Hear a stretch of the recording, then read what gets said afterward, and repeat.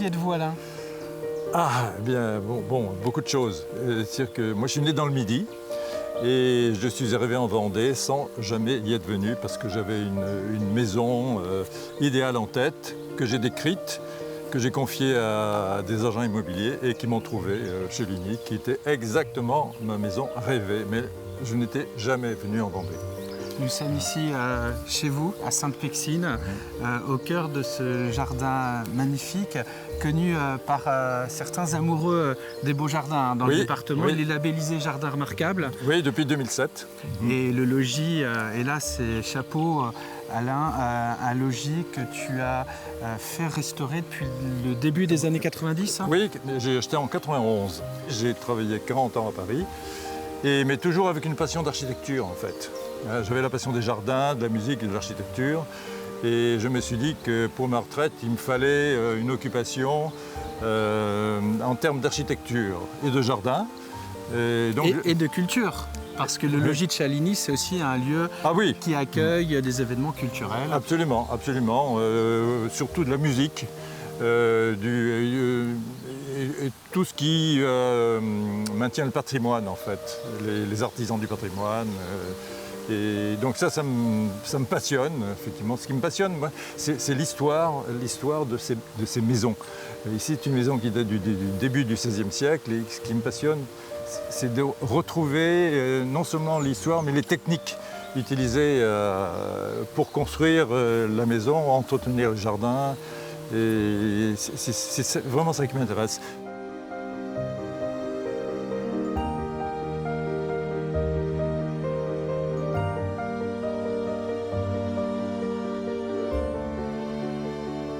Alain, au-delà de votre passion pour le patrimoine, l'architecture et les jardins, vous êtes aussi passionné par les arrosoirs. Eh oui.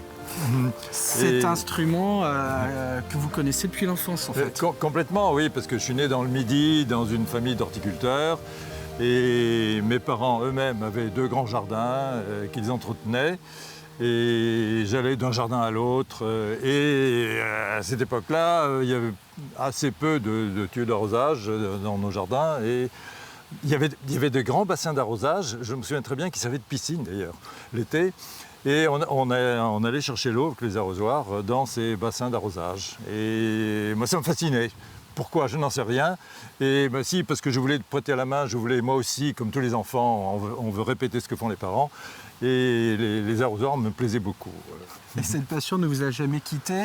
Encore aujourd'hui, dès que c'est possible, vous pouvez faire des kilomètres et des kilomètres pour aller chercher un arrosoir qui vous intéresse, les chiner. Oui, non, mais c'est ça, non, parce que je suis un chineur depuis 40 ans et je fais toutes les brocantes. Et surtout, depuis que je me suis installé, je fais toutes les brocantes le week-end. Et dès l'instant où je vois un arrosoir qui me fait les yeux doux, je ne peux pas m'empêcher effectivement d'aller vers lui.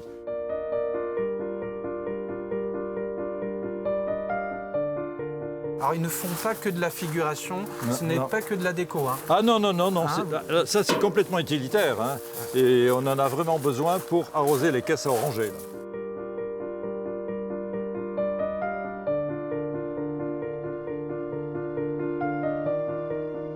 Alors il faut éviter de tomber dans l'eau. Ah c'est mieux. Ça m'est arrivé une fois. Ah bon? Ça fait un souvenir. Oui, oui. Alors ceux-là sont dépourvus de pommes. La pomme, oui, alors là on n'en a pas besoin. On n'a pas besoin de pommes parce que ce sont des grands bacs, c'est pour ça. Oui, tout à fait. La pomme d'arrosoir, c'est plutôt pour les plantes fragiles et les semis. Hein. Et là, il faut arroser délicatement aussi. Hein. Il ne faut pas mettre trop de pression parce qu'on déplace la terre. Ceux-là ont quel âge Ceux-là, moi je pense qu'ils sont des années 20-30, quelque chose comme ça, pas loin d'une centaine d'années. Hein. Alors voilà. Donc c'est un kumquat. Ça c'est un kumquat, alors c'est le kumquat plat. Il y a 2 variétés, il y a le kumquat qui est en forme d'olive et celui-là c'est le kumquat plat. On fait des confitures avec ça.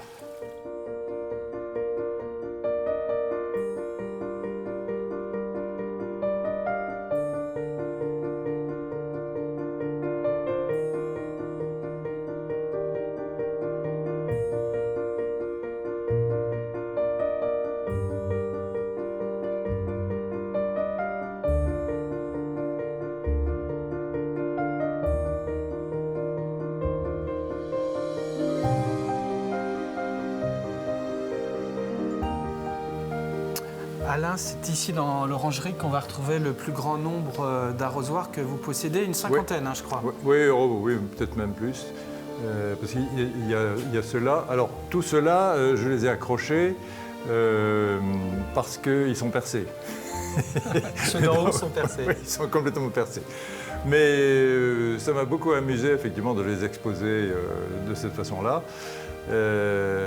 Alors, ça répertorie effectivement pratiquement la majorité des modèles d'arrosoirs. Depuis le 18e, hein.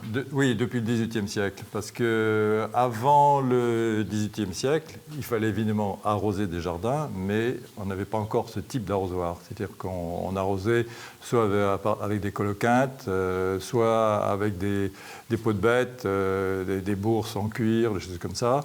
Ensuite, au Moyen-Âge, on a inventé un arrosoir en terre cuite qui s'appelle le chantepleur. C'était comme un pot de terre cuite. On plongeait ça dans l'eau. L'eau était retenue. Et quand on voulait arroser, pof, on levait le petit doigt. Et alors, évidemment, il n'en existe plus beaucoup, hein. Il doit y en avoir quelques-uns dans des musées. Mais par contre, il y a des potiers qui continuent à faire ce genre de modèle. La pomme, elle arrive au XVIIe siècle et à la limite... Oui. L'arrosage de la pluie, en fait, hein, parce qu'il ne faut pas arroser trop brutalement les plantes, parce qu'on déplace la terre, on risque de déterrer la plante. Donc il faut imiter autant que possible la pluie sur les petits végétaux. Ça, voilà. C'est le plus ancien. Alors ça, c'est le plus ancien. C'est un arrosoir en cuivre qui est absolument typique des arrosoirs du XVIIIe siècle. Je trouve ça absolument magnifique comme objet. Oui, c'est tout martelé. C'est absolument superbe. Et là, on utilisait les deux mains, je crois. Alors voilà, là, on est obligé de... C'est lourd aussi. Voilà, alors il y a le réservoir, le bec verseur, la pomme d'arrosage. Et alors, ce qui est amusant dans l'histoire des arrosoirs, c'est la façon de les tenir pour les porter et surtout pour verser. Alors, à cette époque-là, donc, on remplissait l'arrosoir dans l'eau de cette façon-là. Et pour arroser, on était obligé d'avoir les deux mains prises. C'est-à-dire qu'on soutenait l'arrosoir de cette façon-là. Et ensuite, voilà, il fallait avoir les deux mains. Et c'est plus tard qu'on a pu utiliser qu'une main pour arroser. Voilà, beaucoup plus tard. Donc on a pu prendre deux arrosoirs en même temps. Ah, exactement.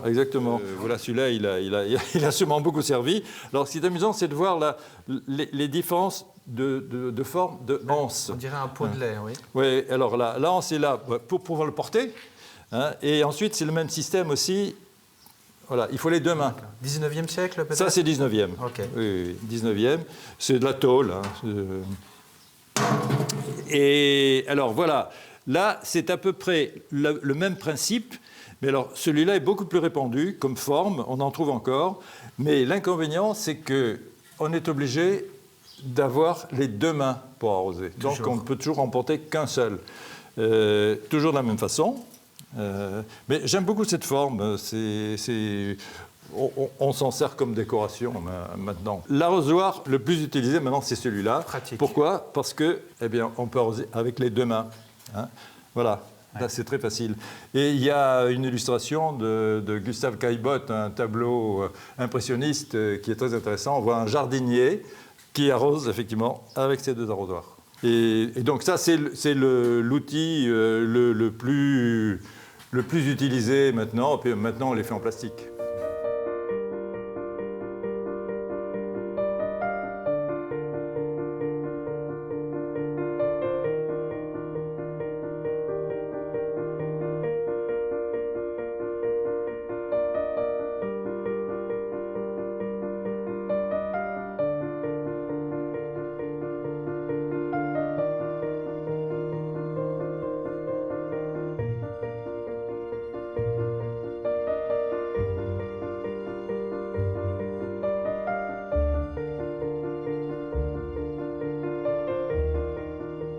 Et Alain, on a des arrosoirs plus petits ou différents, tout simplement. Oui, différents. Alors, très utiles pour les serres, les orangeries. Absolument. Ou quand les pots à arroser sont un peu loin aussi. Et voilà, c'est ça. Alors, on voit très bien que le bec verseur est beaucoup plus long.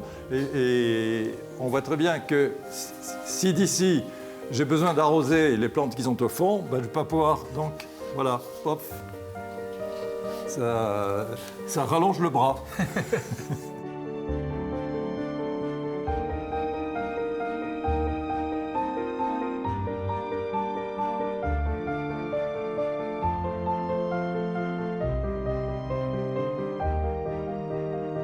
Il y a d'autres types d'arrosoirs plus petits pour les balcons.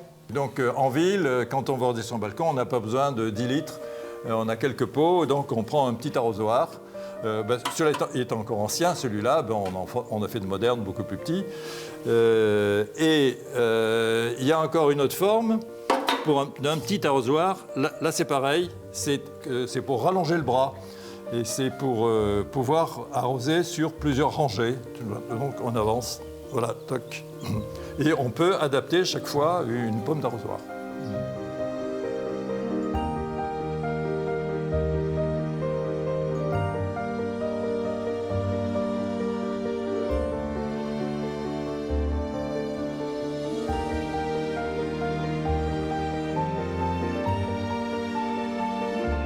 On en prend pas trop. Oui. Tiens. Parce que c'est juste pour arroser les petites plantes qui sont debout sur la cabane. Et Alain, la passion pour les arrosoirs, elle est toujours intacte quand on en a autant aujourd'hui, et puis des versions très, très différentes les unes des autres. Ben oui, non, mais parce que c'est toujours la découverte. Je suis persuadé qu'il y a des formes étrangères que je ne connais pas encore, et j'espère peut-être en trouver dans une brocante un de ces jours, et ça me ferait grand plaisir. On peut tomber sur des arrosoirs inattendus encore. Ben certainement. Certainement, je suis persuadé que dans tous les pays du monde, il y a des formes particulières que nous n'utilisons pas chez nous. Mais donc c'est au hasard des brocantes qu'on pourra continuer à augmenter la collection. Bon, c'est ce que je vous souhaite, de poursuivre cette belle collection sur les arrosoirs. Merci en tout cas. Mais c'est un plaisir de vous recevoir. Merci. Nous étions au logis de Chaligny, ici à Sainte-Pexine, autour de cette passion d'Alain pour les arrosoirs. Et nous, on se retrouvera bientôt naturellement pour une autre émission des passionnés. Et ce sera toujours sur TV Vendée.